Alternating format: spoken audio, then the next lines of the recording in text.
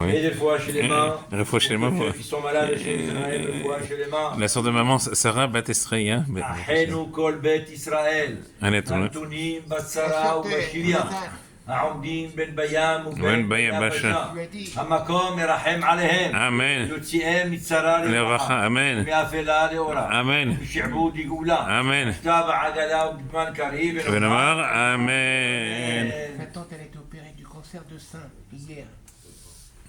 Opération pour les otages. Ah, voilà. C'est ce que je viens de dire en hébreu. C'est ce qu'il a dit, Rabbi Shimon. En hébreu, je fais une prière pour la libération Yeratzon, Bisrout Rabbi Shimon Bar Yochai, que nous allons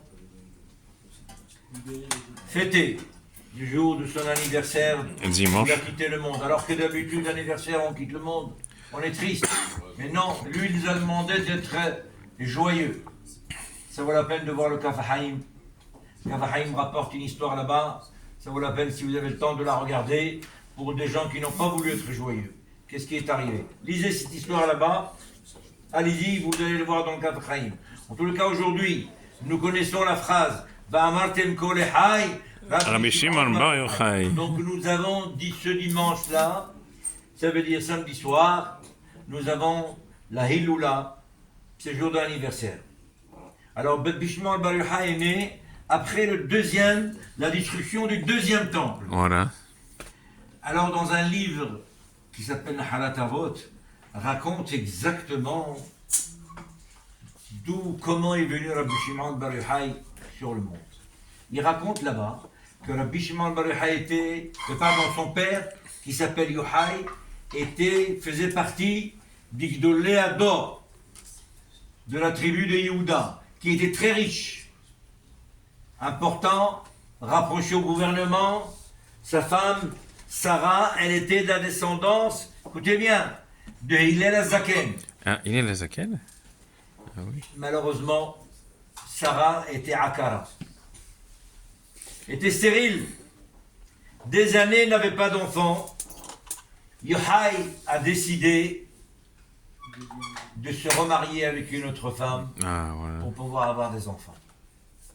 Il est resté avec Ou elle. bien de la divorcer, Non, écoute. ou alors Il est resté avec de prendre d'une autre femme, Une autre femme, pour voilà. lui donner des enfants. Alors, il a demandé si on peut trouver donc une fille snoura bien. Alors il a beau. trouvé. Elle a entendu tout ça, elle n'a rien dit. Elle se mettait à faire un jour de jeûne, de mettre la tzedaka, et elle priait, elle pleurait dans sa chambre tranquillement. Elle n'en pouvait plus, tellement qu'elle a pleuré. Que Hachem lui donne un enfant, et à la suite de toutes ces prières, vous vous rendez compte, Hachem a entendu sa voix. Ah, Et voilà. regardez ce qui s'est passé. La nuit de Rosh Hashanah, Yochai, il dort. Il voit dans son rêve, le Yochai, c'est-à-dire le papa de la Shimon. Oh, oui.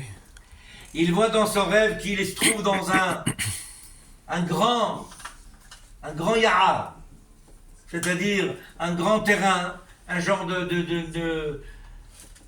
d'endroit où il y a beaucoup d'arbres, etc.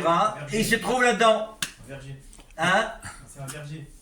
Un verger, ou comme vous voulez, en tout cas quelque chose comme ça. Il y a plein d'arbres. Il y a des arbres qui donnent des beaux fruits, il y a d'autres qui ne donnent pas du tout de fruits. Et Yochai, il s'est un petit peu penché, comme ça, sur un arbre qui était sèche, complètement. Sec. Il n'a jamais rien donné. Alors il a vu, qu'est-ce qu'il a vu? Il a vu un homme très grand de taille, très beau, Hadrat Panim. Il portait sur lui un kéli plein d'eau. Et cet homme-là, il est passé dans tous les arbres, il arrosait un petit peu les arbres. Et là, Ah, bah, Une écoute. partie qui était sèche complètement, il a sauté. Il a les laissés comme ils sont. Quand il est arrivé devant l'arbre où il se penchait, le papa Yochai, il a fait sortir de sa poche une toute petite bouteille avec un peu d'eau, et c'est pas n'importe quel liquide, de l'eau pure, tahor, et il a arrosé cet arbre.